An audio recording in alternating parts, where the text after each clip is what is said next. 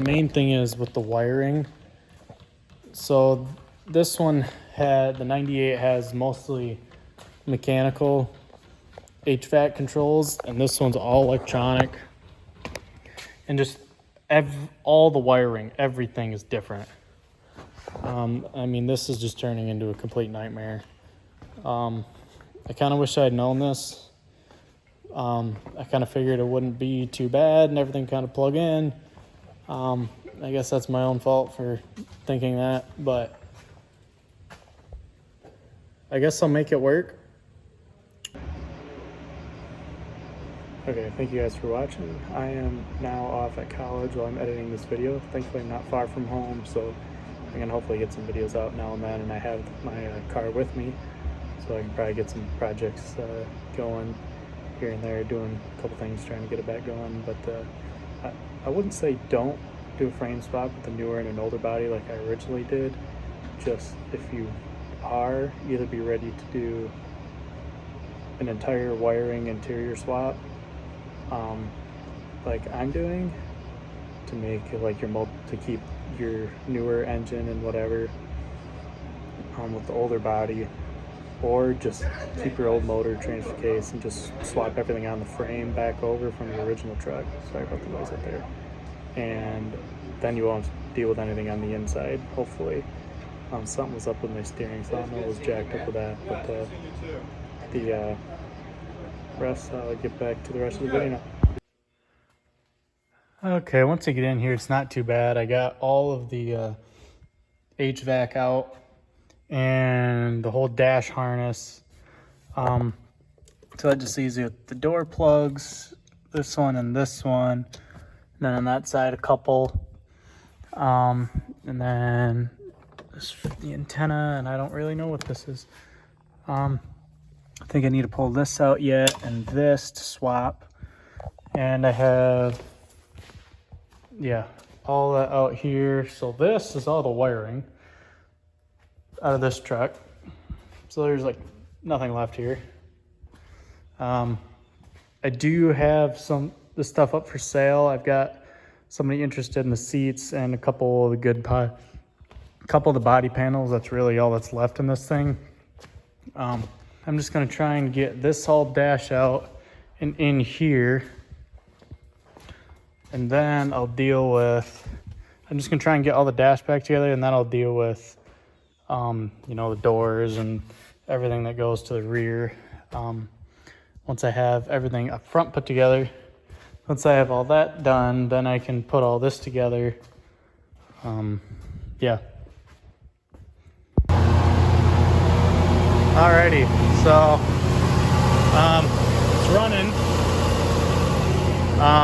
but I just remember, yeah, my dash went out as soon as I hit the starter, and so I don't know what that's about. And then, yeah, I really only have enough wiring to start it. Nothing else is really gonna work. The transfer case is working. I haven't bled the brakes, so I can't put it in gear.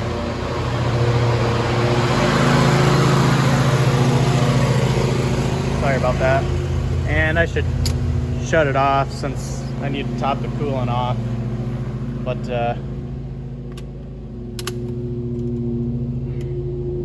yeah, I don't know why it stopped working. So I'm gonna have to figure that out, but maybe it's just because there's tons of wires disconnected. That could be it.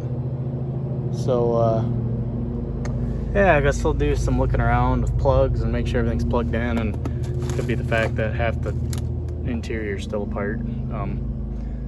But yeah, we are getting there. She runs. Sounds good. So that's nice. It's gonna keep on wiring. Probably gonna have to head home soon. So that's probably all we're gonna get to for today. I fixed this harness that I completely torn apart. Whoops. Yeah. Alrighty, I'm working on the 4Runner again. Just stealing the brakes off of this old frame because I replaced these about a year ago, and yeah, they don't even have a year of driving on them. So they're plenty good. But yeah, it's just a lot of dust in here, but yeah, these pads or these shoes are amazing. I got all new hardware. I'll take these wheel cylinders too. These wheels are gonna go on it for now because these don't have good tread on them. And I am going to, where did I put that other wheel? I'll show you in a minute. But yeah, so no wonder this thing didn't stop worth the crap. That a rusty. Yeah, and this wheel cylinder looks like it's leaking a little bit, so just going to, yeah, the guy I got it from said he put new axle seals in it, so that's nice, because I did that on this. And yeah, so that other wheel, so these are just the factory wheels. Maybe the tires might be a touch bigger. Those gray ones are 265 70/17, same size as these, which is what I'm gonna put on it. I need new tires. I'm gonna look for some 33s, like some 285s or something.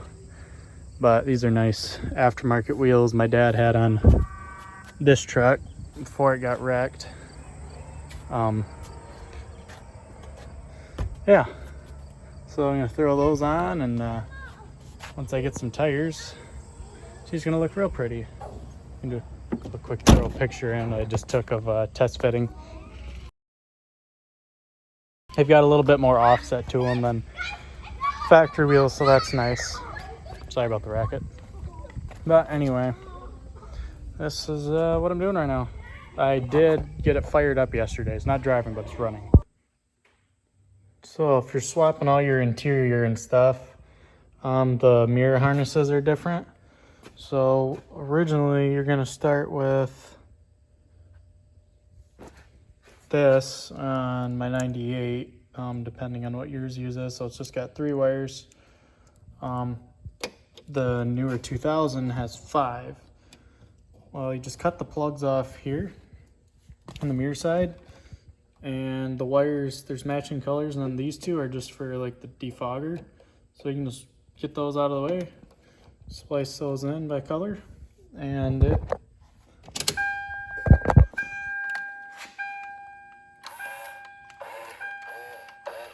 works. Yeah, I'm trying to figure out, my front 2 windows don't work. I have both harnesses in the doors switched, and the door locks just stopped working. They were, so I gotta figure out what happened. Okay, so I'm working here on the 4Runner again. I still cannot get the blinkers or the windows to work. There's gotta be a fuse or something somewhere, but I've checked them all like 3 times and they're all good. So I managed to hotwire the windows just to get them up. I unplugged them and just hit some power to them off the battery, got them up just so I could get it, so I can get it driving around, like park it outside. Okie dokie, so I found my issue, well, the root of it. So I don't have power to my flasher relay. So what I did is I found which one. So this one goes to your switches. This one goes to ground, and this side is your power. So I just quick hot wired it to see what it would do. And I have all my lights.